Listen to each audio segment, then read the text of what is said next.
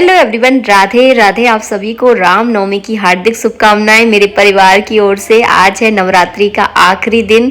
सुबह स्नान वगैरह करके घर की साफ सफाई करके खोल रही हूँ यहाँ पर मंदिर के दरवाजे। तो ये जो समय है बहुत ही ज़्यादा पॉजिटिव से भरा हुआ है। नवरात्रि के 9 दिन पता नहीं कैसे निकल जाते हैं, बिल्कुल पता नहीं चलता। सुबह उठकर जल्दी जल्दी सारे काम करने हैं, माता रानी की पूजा करनी है। अब कल से थोड़ा सा जो है ना घर सूना सूना सा हो जाता है। माता रानी से ना घर के मंदिर में बड़ी रौनक सी लगी रहती है। सुबह शाम जोत जलती है, बहुत अच्छा लगता है। तो बस यहाँ पर जो है ना मैं भगवान को लड्डू गोपाल को डेली सुलाती हूँ ना, तो उनको उठा रही हूँ। सारे कपड़े वगैरह सब उठा के रखूंगी। अब जो है ना अपनी नित्य पूजा करूंगी यहाँ पर सुबह की। तो सुबह जो है ना अपने लड्डू गोपाल को स्नान कराती हूँ। जितने भी मेरे घर के मंदिर में जो भी देवी देवता है ना, सबको सुबह सुबह जल्दी से स्नान करवा दूंगी, तैयार कर दूंगी और सबको बढ़िया बढ़िया आज बस्तर पहनाने वाली हूँ। अब बढ़िया तो मैं नहीं कह सकती, जो भी मेरे पास है वो भगवान को पहनाने वाली हूँ। वैसे मैंने आज लड्डू गोपाल के लिए जो है ना बहुत अच्छी पोशाक बनाई थी, कल ही बनाई है। आज उन्हें पहनाकर दिखाऊंगी। आप लोग मुझे बताना जरूर कैसी लगी आपको। बर्तन जो है ना मैं ज्यादातर जो है ना रात में ही साफ करके रख देती हूँ, क्योंकि सुबह बहुत ज्यादा काम हो जाते हैं। पूरे घर की झाड़ू पोछा और छोटे मोटे काम, मतलब हजारों काम है, आप समझ लीजिए। आज जो है ना कन्याओं को भोजन भी करवाना है, तो बस जल्दी जल्दी सारी तैयारियां करेंगे। पूरी विधि विधान से पूजा शेयर करने वाले हैं। सबसे पहले अपने सूर्य देवता को मैं अर्घ तो दिया हूँ, उसके बाद अपने लड्डू गोपाल को स्नान करवाऊंगी। तो ये आज देखिए सूर्य कितना सर पे चढ़ गया है। बहुत लेट हो गई, पता नहीं आज मेरी आंख ही नहीं खुली। कल जो है ना सोते सोते थोड़ा सा लेट हो गया था, और आज जो है ना मेरी नींद खुली है राइट 5:30 बजे। तो वैसे तो मैं रोज 4 बजे जग जाती थी, लेकिन आज मैं थोड़ा सा लेट ही उठी हूँ। पर कोई बात नहीं, हम सब मैनेज कर देंगे। और देखिए कितने सारे फूल जो है ना आज हमारे गुड़हल में से निकले हैं। और ये देखिए ये वाली पोशाक जो है ना मैंने कल अपने लड्डू गोपाल के लिए बनाई थी, रात में ही बनाई, तो आज इतना लेट हो गई देखिए। लेकिन चलिए आज इसको पहनाएंगे, बढ़िया लगेंगे इसमें हमारे लड्डू गोपाल। और जिस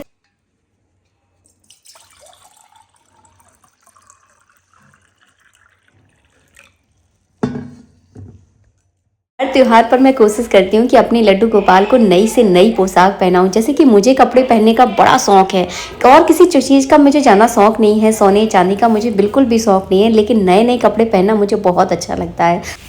इसके बाद मैंने माँ दुर्गा को गीले कपड़े से उनकी फ़ोटो को अच्छे से साफ़ कर दिया, टीका चंदन कर दिया। और सुबह की जो है ना अभी आरती करूँगी। नवमी की पूजा जो है ना जब मेरा खाना बन जाएगा, छोले पूड़ी वगैरह सब बन जाएंगे ना, तब मैं उनकी पूजा करूँगी। तो बस टीका चंदन कर दिया है, गुड़हल के फूल वगैरह चढ़ाऊँगी। और इस बार माता रानी की ऐसी कृपा रही कि पूरे 9 दिन जो है ना मैंने केवल जो है ना उन्हें गुड़हल के फूल चढ़ाए। और माता दुर्गा को जो है ना गुड़हल का फूल जो है ना बड़ा प्रिय है। बस इसके बाद चलिए करते हैं अभी सुबह की नित्य पूजा। और इसमें जो है ना शामिल हो जाता है मेरा बेटा, तो बहुत अच्छा लगता है जब आपके घर के बच्चे पूजा में शामिल होते हैं ना, तो बहुत ही बढ़िया लगता है और अच्छा सा एक माहौल हो जाता है। ये चीज़ तो वही लोग महसूस कर सकते हैं जो नित्य रोज पूजा करते हैं भगवान की।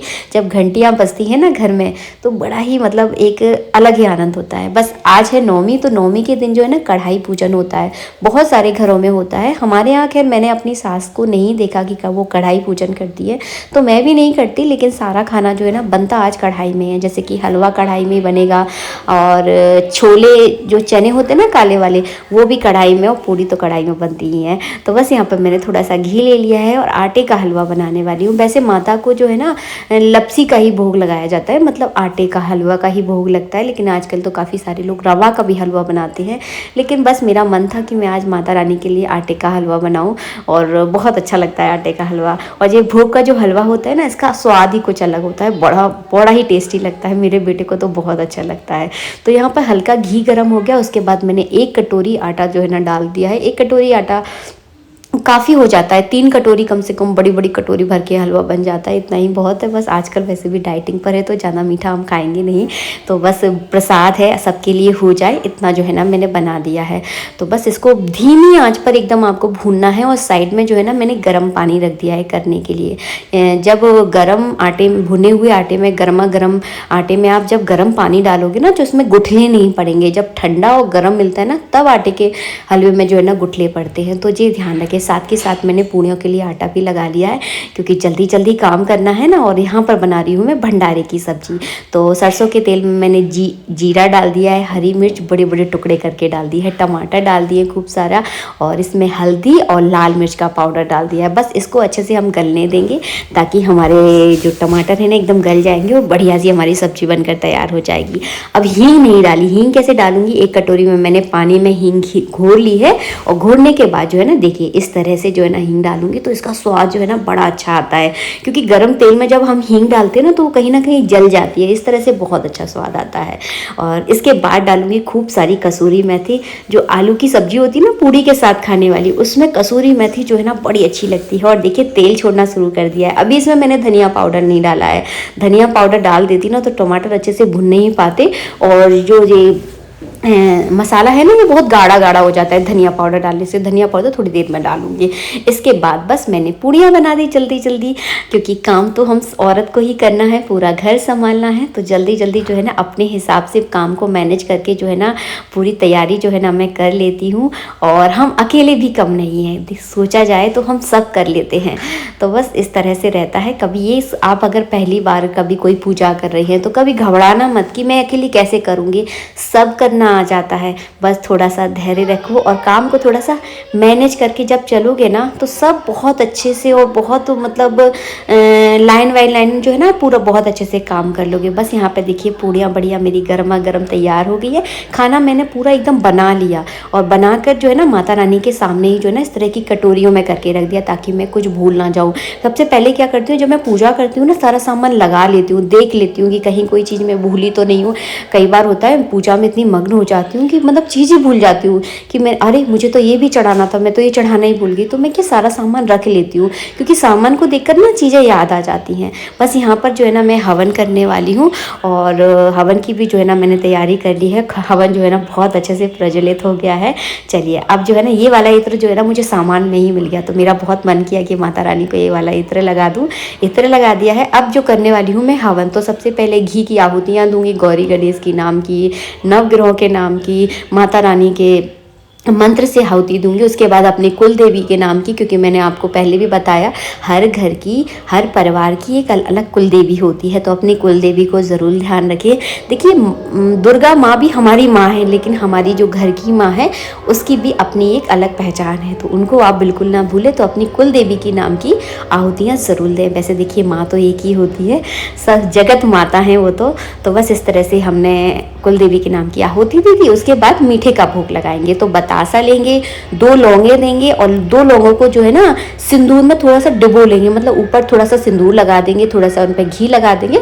उसके बाद जो है ना 5 बार जो है ना इस तरह से आपको भोग लगाना है बतासे का।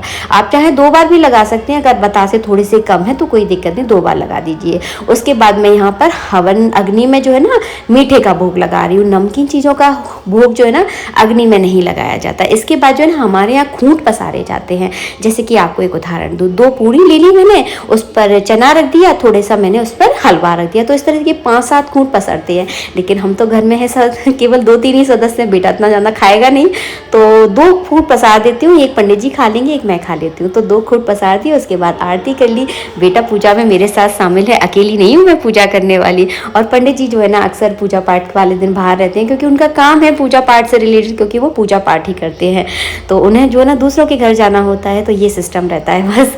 इसके बाद हाथ जोड़कर मैंने प्रार्थना कर ली। कहीं कोई गलती हुई हो तो माता मुझे क्षमा करने। वैसे मैं बहुत ज़्यादा कुछ जानती नहीं हूँ, जो भी सीखा है पंडित जी से धीरे धीरे करके सीखा है, और आप लोगों के साथ पूजा के वीडियो के तहत जो है ना शेयर करती रहती हूँ। उसके बाद बस अपनी मांग भर ली, माथे पे तिलक कर लिया, और ये थी आज की पूजा।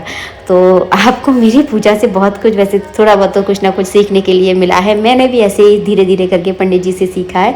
बस इसके बाद जो हवन कुंड में जो है ना मैंने थोड़ा सा गूगल डाल दिया था, तो उस गूगल की धुनी जो है ना मैं अपने पूरे घर में देने वाली हूँ। उससे पहले जितना मैंने सामान फैला रखा है ना सब कुछ समेट के रख लूँ, ताकि मतलब फिर ना बहुत ज़्यादा हौच पौच हो जाती है, पूरा घर जो है ना हमारा फैला फैला सा लगता है।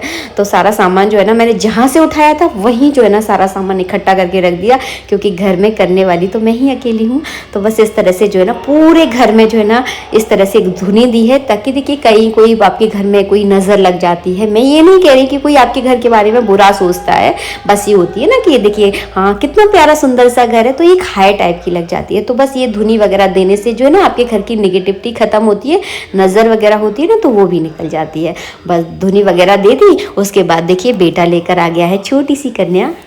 कन्या के लिए सबसे पहले जो है ना मैं इस तरह से आसन बिछा दूंगी। आसन बिछाने के बाद उनके चरण धोऊंगी। तो मैंने एक कांसे की थाली ली है, जल लिया है, तो इस तरह से सबसे पहले मैं जल से उनके पैर धोऊंगी। और जल को जो है ना मैं अपने पूरे घर में छिड़कने वाली हूँ, क्योंकि ये जल जो है ना बहुत शुभ होता है। बस इसके बाद पल्लू से जो है ना मैंने इनके चरण धो लिए हैं, क्योंकि आज के दिन जो है ना कन्या का पूजन माता के रूप में किया जाता है। और देखिए ये कौन आ गया, पंडित जी आ गए हैं।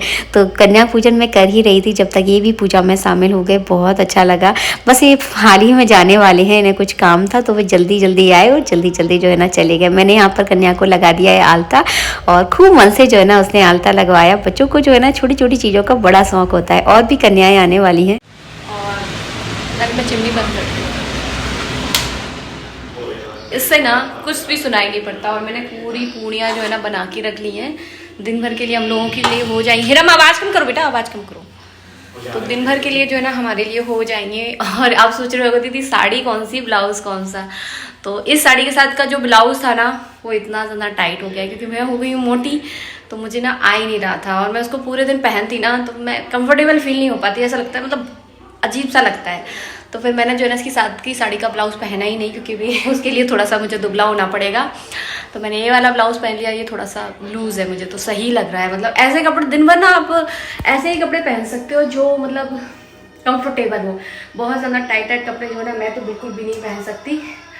तो बाकी तो मेरी पूरी किचन देखिए एकदम क्लीन है। बस जो है ना इसको ही थोड़ा काउंटर को थोड़ा साफ करना है, जो कि खाना खाने के बाद करूँगी।